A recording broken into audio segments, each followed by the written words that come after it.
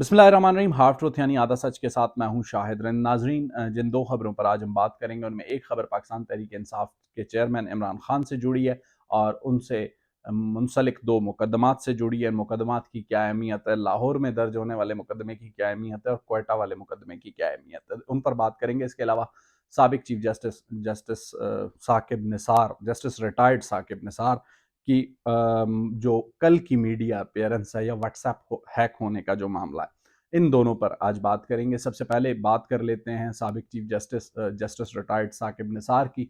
गुज़िश्ता रोज़ media पर entry की और ये एंट्री क्यों हुई और उन्होंने जिन खदशात का इजहार किया वो क्या हैं।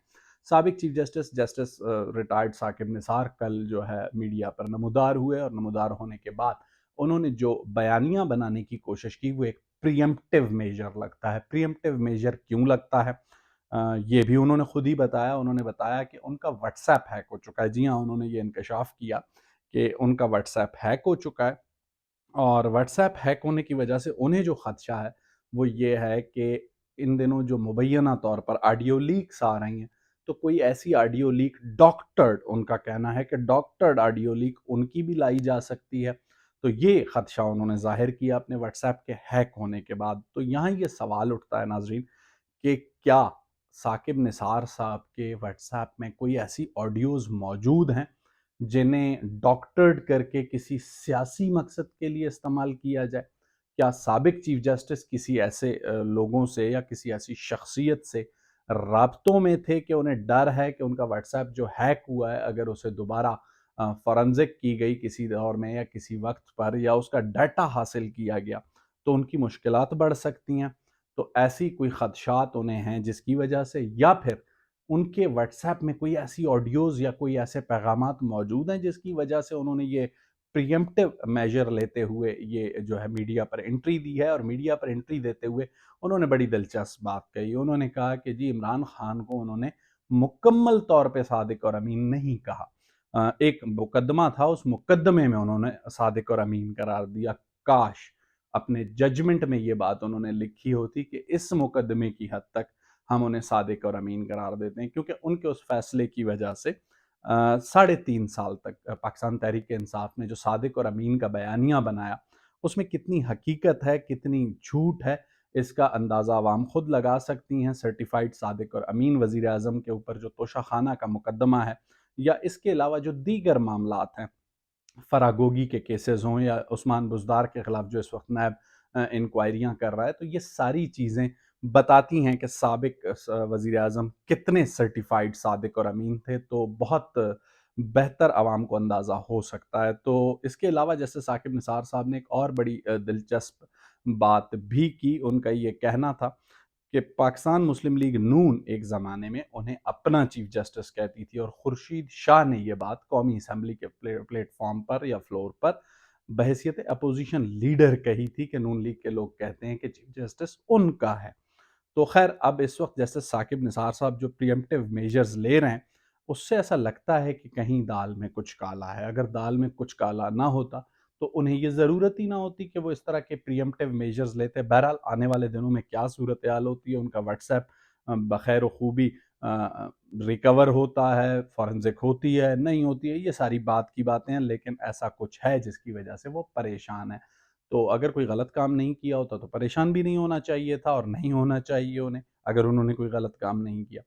तो ये तो थी जस्टिस साकिब निसार साहब की रोहिदाद जो हमने आपको सुनाई, लेकिन ज़रा ये बताते हैं कि कुछ है जिसकी वजह से वो परेशान है।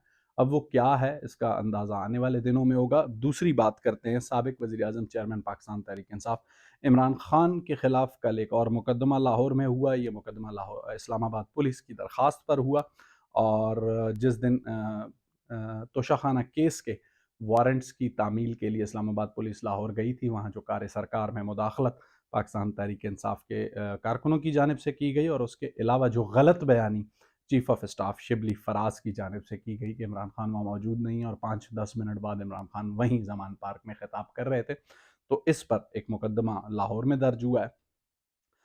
एक और मुकदमा क्वेटा शहर में, जी हाँ, बलूचिस्तान के सूबाई दारुल हुकूमत क्वेटा में दर्ज हुआ है और क्वेटा में जो दर्ज हुआ है वो हेट स्पीच के हवाले से है। इदारों पर जो है इल्ज़ामात, इदारों के सरबराहान पर जो इल्ज़ामात हैं उसके हवाले से।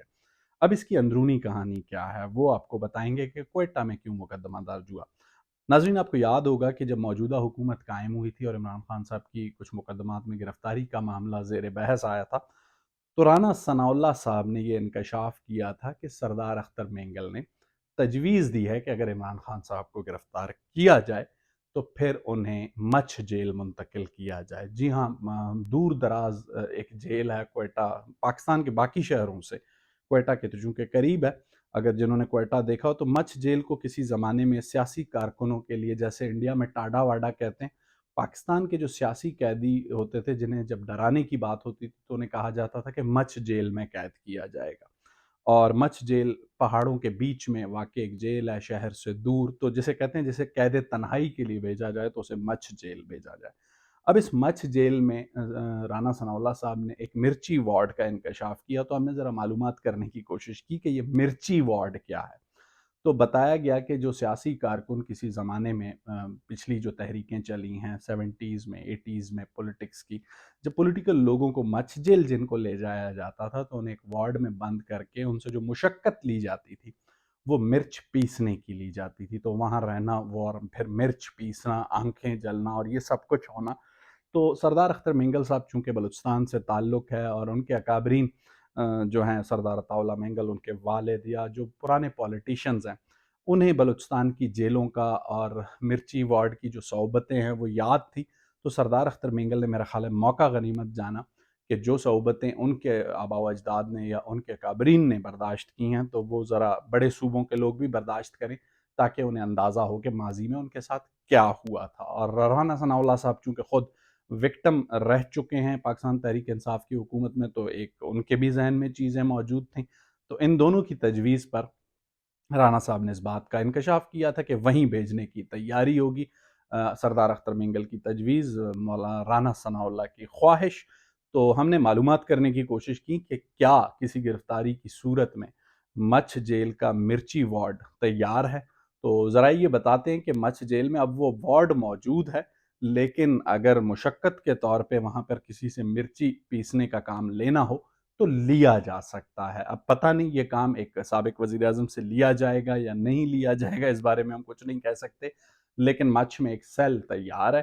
اگر کوئی گرفتاری ہوتی ہے اور انہیں رکھنے کا مسئلہ ہوتا ہے کہ انہیں کہاں رکھا جائے، تو آئیڈیل آپشن کے طور پہ مچھ جیل کو کنسیڈر کر رہے ہیں رانا ثناء اللہ۔ دیکھتے ہیں کہ آنے والے دنوں میں کیا صورتحال ہوتی ہے۔ سابق وزیر اعظم عمران خان میڈیکل گراؤنڈز پر جی ہاں، میڈیکل گراؤنڈز پر ایک بار پھر عدالتوں میں تو پیش ہونے کو تیار نہیں ہے، لیکن لاہور میں ریلی کی قیادت کرنے کی تیاری کر رہے ہیں۔ اب آنے والے دنوں میں اس میں جو بھی پولیٹیکل ڈیولپمنٹس ہوں گی، جو انسائٹس ہوں گی، ان سے آپ کو آگاہ کریں گے۔ اگلے ویلاگ تک مجھے شاہد رند کو اجازت دیجیے۔ اللہ حافظ۔